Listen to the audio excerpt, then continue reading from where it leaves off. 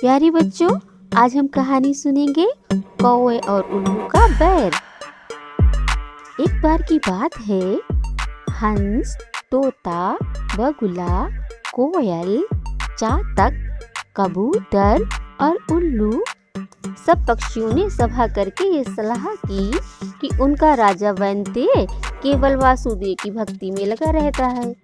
व्याधों से उनकी रक्षा का कोई उपाय नहीं करता, इसीलिए पक्षियों का कोई अन्य राजा चुन लिया जाए। कई दिनों की बैठक के बाद सबने एक सर्वसम्मति बनाकर सुंदर उल्लू को राजा चुना। अभिषेक की तैयारियां होने लगी।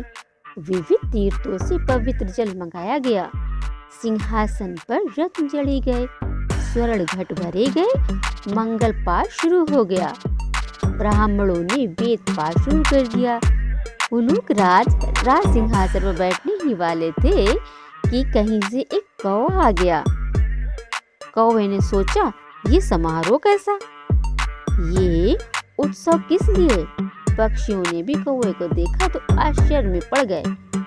उसे तो किसी ने बुलाया ही नहीं था। फिर भी उन्होंने सुन रखा था कि कौवा सबसे चतुर कूट राजनीतिक पक्षी है, इसीलिए उससे बात करने के लिए सभी पक्षी उसके चारों ओर इकट्ठा हो गए। उल्लूक राज के अभिषेक की बात सुनकर कौवे ने हंसते हुए कहा, यह चुनाव ठीक नहीं हुआ। मोर, हंस, कोयल, सारस, चकवाक, शुक्र आदि सुंदर सुंदर पक्षियों के रहते ये टेढ़ी नाक वाले पक्षी को राजा बनाना उचित नहीं है। वो स्वभाव से रौद्र है। फिर अभी तो वैनतेय राजा बैठा है, एक राजा के रहते हुए दूसरे को राज शासन देना विनाशक है। पृथ्वी पर एक ही सूर्य होता है, वही अपनी आभा से सारे संसार को प्रकाशित कर देता है। एक से अधिक सूर्य होने पर प्रलय हो जाती है। प्रलय में बहुत से सूर्य निकल जाते हैं, उनसे संसार में विपत्ति आती है, कल्याण नहीं होता। राजा एक ही होता है, उसके नाम कीर्तन से ही काम बन जाते हैं। यदि तुम उल्लू जैसे आलसी, कायर, कटुभाषी पक्षी को राजा बनाओगे तो नष्ट ही हो जाओगे।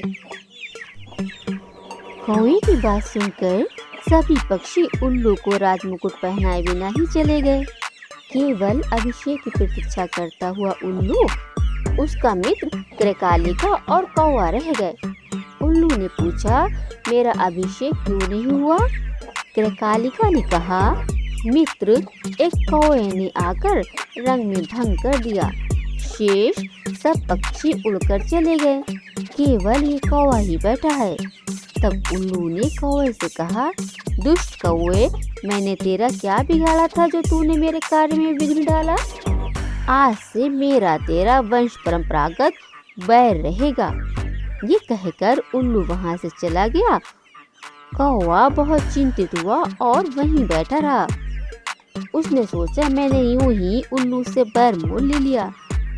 दूसरों के मामलों में हस्तक्षेप करना और कटु सत्य कहना भी दुखप्रद होता है। यही सोचता सोचता कौवा वहां से चला गया। तभी से कौवे और उल्लुओं में स्वाभाविक बैर चला आता है।